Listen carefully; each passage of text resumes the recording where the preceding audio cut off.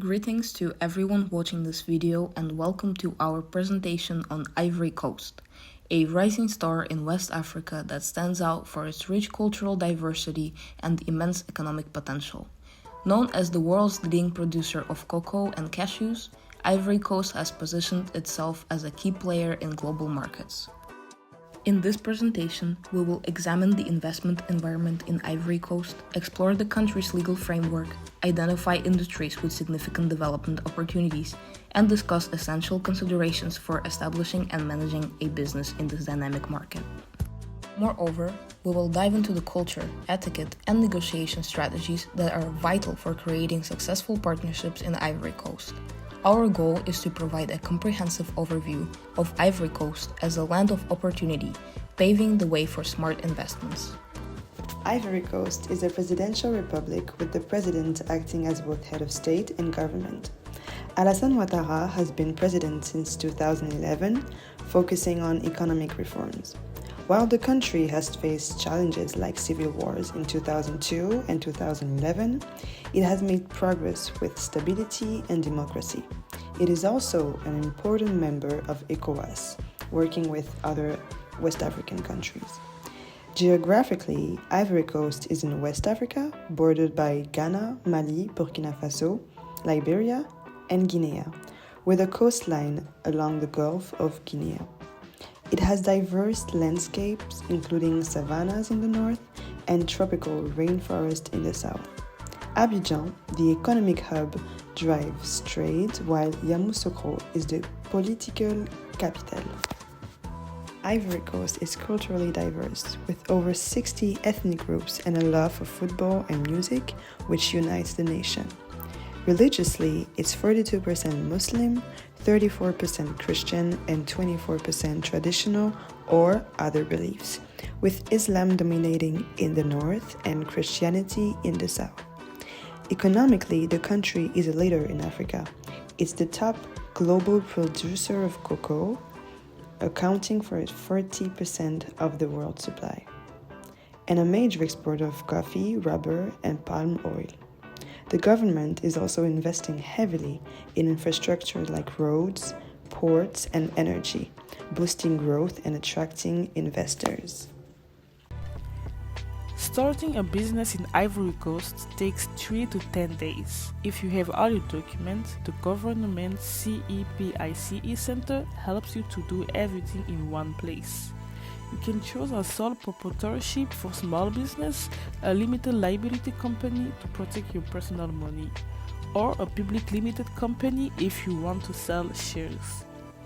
To start, pick a business name.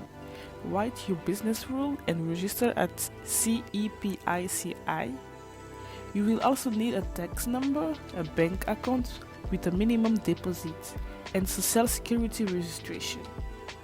Rent, utilities, and wage will depend on the size and type of your business. Abidjan is the best city for business, while San Pedro is great for shipping. Tax include corporate tax, VAT, and social security contribution. Follow these steps and you are ready to go. Ivory Coast is a great place to start a business because there are so many opportunities. Farming is one example. The land is good for growing nuts, coffee, and cocoa. You can also start a farm, a factory to process these crops, or a business to sell them. Construction is another good idea. As cities grow, more homes, offices, and shops are needed. You could start a business in buildings, selling materials, or real estate. The government is also building roads, bridge, and power plant, so there are chances to work in energy, construction, or selling equipment. Finally, Ivory Coast is by the ocean, so business like shipping, transport, or fixing ships can do very well. With so many choices, Ivory Coast is a great place to grow your business. So cross-cultural aspects of different groups in Ivory Coast. The most important thing that you need to know with this is that there are a lot of ethnic diversities. So there are major ethnic groups in Ivory Coast, such as Akan, Gour, Mande, and Kru. And one of the most important things that distinguishes them from each other is the contrast between the way they speak to each other, their customs, and the hierarchy in which they operate. So they speak a lot of different languages, and it's mostly based off of dialects. And the hierarchy is also different between these different ethnic groups or inside of the different ethnic groups. Second thing that you must know is the difference in religion and social influence. The country is divided into two different regions. The first region is in the north.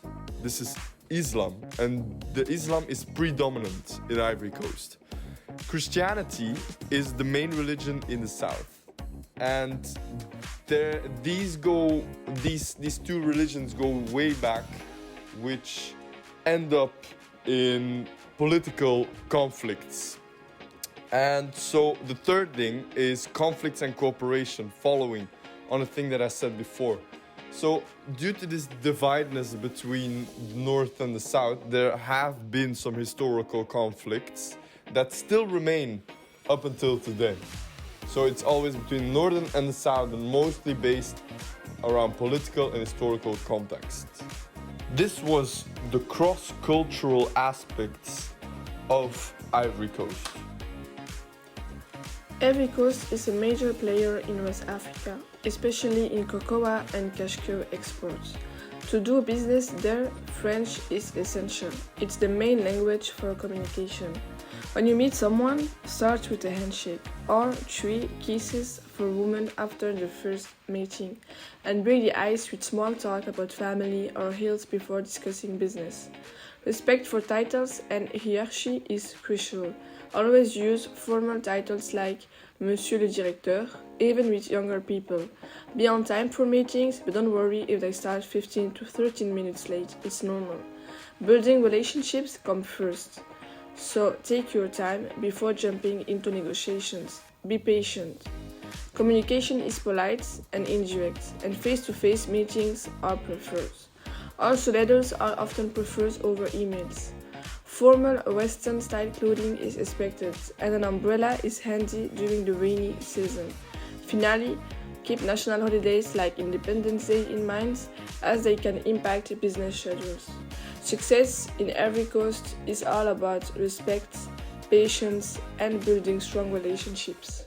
On to negotiating a business deal in Ivory Coast. So the first thing that you need to understand is the business culture, of course. The business culture fundamentally is always based around relationship building. They don't care as much about the proposal and about the numbers. No, it's mostly based around how you do the partnerships and in how trustworthy you are when you do business. So, key thing that you need to remember from this chapter is build relationships. When you build relationships in Ivory Coast and throughout whole Africa, you're gonna do good. So, that being said, the second thing is that you need to present your proposal effectively. So first thing is relationship building. Second thing, when you do propose the proposal, then the thing that you need to do is you need to make it contribute to mutual growth. That is very important. So always coming back to this relationship building aspect, you need to make sure that it contributes to mutual growth and that both parties are being well off with this business deal. Then, fourth, you have some negotiation tactics that you can use. But when you're negotiating with a local businessman, you have to have the capacity to be flexible.